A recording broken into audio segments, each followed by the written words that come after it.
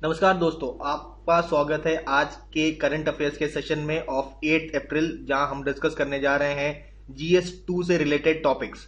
तो सबसे पहला टॉपिक जो हम डिस्कस करेंगे वो है मदरसा एक्ट को। आपका जैसे आपके यूपी में मदरसा एक्ट था, ठीक है, जिसको इलाहाबाद हाईकोर्ट ने कहा है कि ये अनकॉन्स्टिट्यूशनल है। तो इससे रिलेटेड बातों की जानकारी लेंगे और नेक्स्ट बात करेंगे सोलर वेस्ट सर्च की। हम लोग जानते हैं सोलर एनर्जी हम लोग धीरे धीरे डेवलप कर रहे हैं, लेकिन जो सोलर पैनल्स है ये बनते वक्त मैन्युफैक्चरिंग के टाइम पे और इसका लाइफ टाइम ओवर होने के बाद और ड्यूरिंग दिस लाइफ टाइम ये कुछ जो खराब हो जाते हैं वो हो जाते हैं वेस्ट, और उन वेस्ट का क्या करना है इसके ऊपर चर्चा करेंगे हम लोग हमारे सेकेंड आर्टिकल में। So let us start today session.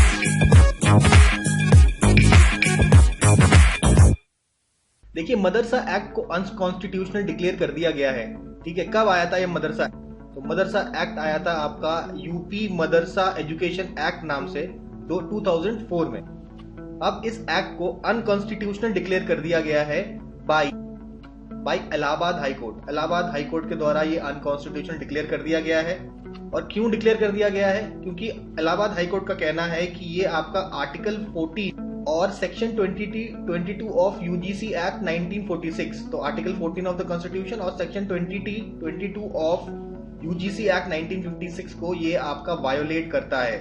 और आदेश दिया है गवर्नमेंट को कि जो स्टेट गवर्नमेंट है ये जो स्टूडेंट्स यहाँ पे पढ़ते थे, जो स्टूडेंट्स आपके मदरसा में पढ़ते थे, उनको आप रेगुलर स्कूल में सेंड करिए, रेगुलर स्कूल में सेंड करिए। तो इसके लिए क्या करने की जरूरत है? सबसे पहले अगर स्कूलों की सीटें बढ़ानी पड़े तो सीटें बढ़ाइए।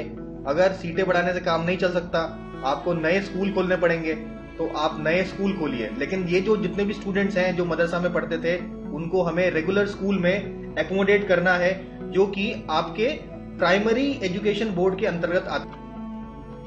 तो पहले मदरसा बोर्ड होता था, यूपी मदरसा एजुकेशन एक्ट के अंतर्गत आपका मदरसा बोर्ड हुआ करता था।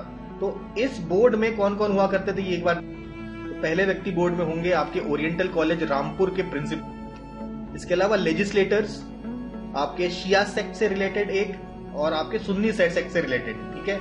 इसके अलावा आपका एनसीईआरटी का रिप्रेजेंटेटिव भी प्रेजेंट होगा इस बोर्ड में। और फाइनली आपके जो टीचर्स और हेड होंगे आपके शिया इंस्टीट्यूशंस के और सुन्नी इंस्टीट्यूशंस के जो आपके टीचर हेड होंगे ये भी इस पर्टिकुलर बोर्ड में रहेंगे। और फाइनली एक टिब टीचर भी होना चाहिए। टिब एक प्रकार का ट्रेडिशनल मेडिसिन है, तो इसका एक टीचर भी आपका इस बोर्ड में प्रेजेंट होना चाहिए। लेकिन ऑब्वियसली अब ये तो खत्म हो जाएगा, क्योंकि अब आपका इलाहाबाद हाईकोर्ट का डिसीजन आ गया है। वो कह रहे हैं कि भाई रेगुलर स्कूल में आप भेजिए जो आपका प्राइमरी एजुकेशन बोर्ड के अंतर्गत आएगा। तो ये जो केस चल रहा है इसमें पेटिशन करने वाला कौन था? तो जो पेटिशनर है उनका नाम है अंशुमन सिंह राठौड़। ये आपके पेटिशन करता है इस केस के। तो अकॉर्डिंग टू हिम इन्होंने कहा है कि देखिए ये आपका मदरसा एक्ट आर्टिकल 15, आर्टिकल 14, 15 और 21A खासकर जहां आपके बच्चों के क्वालिटी एजुकेशन की बात हुई है, universal and quality education for all children. तो आपका जो यूनिवर्सल और क्वालिटी एजुकेशन देना है आपको सारे बच्चों को, तो इसका ये नहीं हो पा रहा है, ठीक है। ये नहीं मिल पा रहा है बच्चों को because of this Madrasa act. तो ये obviously it is against the fundamental rights.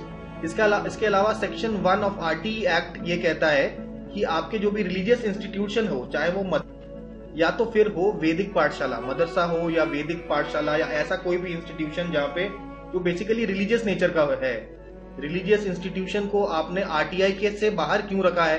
तो ये भी कहना था आपका अंशुमन सिंह राठौर जी का। तो इसी को लेकर इन्होंने आपके हाईकोर्ट में केस कर दिया था और हाईकोर्ट का अब ये डिसीजन आया है। तो हाईकोर्ट के सामने स्टेट गवर्नमेंट ने ये अपना दलील रखी थी कि देखिए स्टेट के पास ये पावर है, स्टेट के पास पावर है आपका कैसे एजुकेशन देना है बच्चों को, ये पावर स्टेट के पास है। और मदरसा जो होते हैं वो आपका चीप एजुकेशन देते हैं, काफी कम पैसों में एजुकेशन हो जाता है बच्चों का। अगर आप यहाँ से बच्चों को निकाल देंगे तो बच्चों को ज्यादा पैसा खर्च करना पड़ेगा और कई बार ऐसा हो सकता है कि आपके पेरेंट्स बच्चों को पढ़ाई ना। तो ये मतलब मदरसा बंद करना ठीक नहीं है, ठीक है। तो ये सब बात होगी केस की। अब देखिए आर्टिकल 14 के बारे में चर्चा की है। हाईकोर्ट ने कहा है कि भाई आर्टिकल 14 का उल्लंघन होता है। तो हमको पता है आर्टिकल 14 क्या है, एक बार देख लेते हैं। आर्टिकल 14 बताता है कि सबके साथ equality before law, equality before law के बारे में बात करता है। और बात और बात करता है इक्वल प्रोटेक्शन ऑफ लॉ की, ठीक है।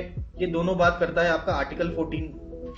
देखिए यहाँ पे एक चीज हमें कंफ्यूज नहीं करना है, इस आर्टिकल का मतलब ये कहीं नहीं है कि सबको एक समान कर दें, ये बिल्कुल पॉसिबल नहीं है। लेकिन इस आर्टिकल का मतलब ये है कि किसी को भी no person should get special privilege, किसी को स्पेशल प्रिविलेज नहीं देना, वो चाहे किसी भी आधार पे हो, चाहे वो बर्थ के आधार पर हो या आपके कौन सा रेस है, क्रीड है, देखिए किसी भी आधार पे कोई भी स्पेशल प्रिविलेज किसी को ना मिले, ये मतलब है आपका आर्टिकल 14 का।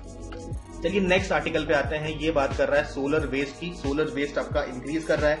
देखिए इंडिया में हमने देखा सोलर पावर पे काफी ज्यादा फोकस किया जा रहा है, क्योंकि सोलर पावर आपका एक क्लीन एनर्जी प्रोड्यूस करता है।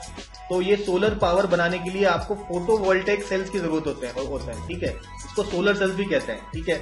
अब देखिए ये जो सोलर पावर आपका करेंटली 2023 में आपका कितना है, that this is about 66.7 gigawatt की कैपेसिटी डेवलप कर लिया हमने 2023 तक, और 2030 तक आपका टारगेट है इसको 292 गीगावाट तक आपका पहुंचाना, ठीक है। तो ये सोलर पावर के लिए आपका हमने बताया भाई आपका फोटोवोल्टेइक सेल्स की जरूरत होती है। तो ये इसके वजह से आपका काफी वेस्ट प्रोड्यूस होता है। वेस्ट प्रोड्यूस होता है आपके बेसिकली दो कारण से। पहला होता है ड्यूरिंग मैन्युफैक्चरिंग और दूसरा होता है कि प्रोडक्ट लाइफ टाइम में, ठीक है। ड्यूरिंग मैन्युफैक्चरिंग और प्रोडक्ट लाइफ टाइम, जैसे कि मैन्युफैक्चरिंग के दौरान हो सकता है आपका जो भी स्क्रैप्स निकलते हैं, 100% यूटिलाइजेशन तो होता नहीं है, कुछ आपके स्क्रैप्स निकल सकते हैं, उन स्क्रैप्स के वजह वो भी वेस्ट प्रोड्यूस करता है। और आपका क्वालिटी चेक किया जाता है। फाइनली देखिए फोटोवोल्टेइक सेल हमने बनाया, उसका क्वालिटी चेक किया और पता चला कि वो खराब है, तो वो भी तो आपका वेस्ट हो जाएगा। और बनाते समय आपके स्क्रैप्स फॉर्म होते हैं, तो ये भी आपका वेस्ट होता है। तो इसी को हम लोग सोलर वेस्ट कहेंगे। इसके अलावा जो सोलर पैनल्स आपके लगते हैं ड्यूरिंग द लाइफ टाइम, यानी कि ऑन फील्ड भी हम लोग काफी वेस्टेज देखते हैं। कैसे, जैसे कि कुछ तो आपके जैसे आप सोलर पैनल को मूव कर रहे हैं, ट्रांसपोर्ट कर रहे हैं, तो ट्रांसपोर्ट करते समय कोई गिर गया, टूट गया, या उसको हैंडल करते समय, उसको लगाते समय, हैंडलिंग करते समय आपका कुछ सोलर पैनल खराब हो सकते हैं, ब्रेक हो सकते हैं, ठीक है। इसके अलावा आपका डैमेज हो सकता है, उसमें कुछ भी आपका डैमेज अगर हो गया और आपका लेटर से उसका लाइफ खत्म हो गया, एंड ऑफ लाइफ, तो एंड ऑफ लाइफ जब हो जाएगा उसका, तब भी उसको हमें डिस्पोज करना पड़ेगा। तो ये सारे केसेस हो सकते हैं जिसकी वजह से आपके जो सोलर पैनल का जो वेस्टेज है, ये टूटे फूटे सोलर पैनल आपके भारी मात्रा में जमा हो जाएंगे। तो इस रिपोर्ट के अनुसार 2030 तक करीबन 600 किलो टन वेस्ट आपका प्रोड्यूस हो जाएगा, और 2050 तक ये वेस्ट बढ़ के करीबन 19,000 किलो टन तक आपका इंक्रीज कर जाएगा। तो ये जो आपका वेस्ट हो रहा है, ये वेस्ट आगे जाके एक बहुत बड़ी प्रॉब्लम क्रिएट कर सकता है। और इस वेस्ट में देखिए कौन कौन से आपके एलिमेंट्स होते हैं जो वेस्टेज होते हैं। जैसे मोस्टली आपका सिलिकॉन होता है, सिलिकॉन के अलावा आपका सिल्वर भी प्रेजेंट होता है, थोड़ा आपका सिल्वर वायरिंग होती है ना, तो सिल्वर भी निकलेगा। आपका कैडमियम वेस्ट भी निकलता है और टेलुरियम वेस्ट भी निकलता है। तो ये सारे वेस्टेज निकलते हैं, ठीक है। कौन से स्टेट्स आपके टॉप नंबर पे है ये वेस्ट प्रोड्यूस करने में, देखिए टॉप 5 स्टेट्स की बात कर रहे हैं। तो टॉप 5 स्टेट्स आपके जहां जहां ज्यादा सोलर एनर्जी या सोलर पैनल्स लगते हैं वही आपके टॉप 5 होंगे। जैसे कि आपका राजस्थान होगा, आपका गुजरात होगा, राजस्थान गुजरात के अलावा आपका कर्नाटका है, तमिलनाडु है, और आपका लास्टली आंध्र प्रदेश है। तो ये वो 5 स्टेट है, टॉप 5 स्टेट्स जहां सबसे ज्यादा सोलर वेस्ट आप देखने को मिलता है। इसका रीजन है कि भाई सोलर पावर प्लांट भी यहाँ पे सबसे ज्यादा लगे हुए हैं, तो सोलर वेस्ट भी आपका इन 5 स्टेट में ही ज्यादा होगा। तो प्रॉब्लम्स तो बताया, लेकिन कुछ रिकमेंडेशंस भी देने पड़ेंगे। तो कौन कौन से रिकमेंडेशन दिए गए हैं, तो सबसे पहला रिकमेंडेशन दे दिया गया है कि आपको प्रॉपर आपके डेटाबेस का मैनेजमेंट करना, आपके कहाँ सोलर पैनल्स लगे हैं उसका प्रॉपर डेटाबेस हमें मेंटेन करना पड़ेगा, क्योंकि ताकि हम एस्टिमेट कर सके कि टोटल आपका सोलर वेस्ट कितना प्रोड्यूस होगा, उसका एक एस्टिमेशन निकालने के लिए हम लोग ऐसा करते हैं। इसके लिए हमें प्रॉपर रिसाइकलिंग मार्केट जो है, ये जो सोलर पैनल्स की जो रिसाइकलिंग करने का मार्केट को हमें बढ़ावा देना है, और कंपनीज को इंसेंटिवाइज करना है, इंसेंटिव देने हैं। जो रिसाइकलिंग करते हैं उनको, उन कंपनीज को हमें इंसेंटिवाइज भी करना है।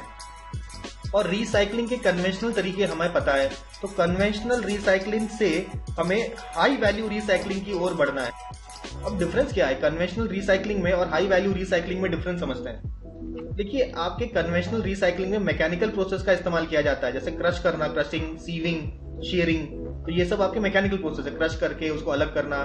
तो आपके ये सारे मैकेनिकल प्रोसेस है। हाई वैल्यू रिसाइकलिंग में क्या करेंगे हम लोग, देखिए हाई वैल्यू रिसाइकलिंग में मैकेनिकल प्रोसेसेस का इस्तेमाल तो करना ही है, साथ में केमिकल प्रोसेस और थर्मल प्रोसेस का भी इस्तेमाल हम लोग करेंगे।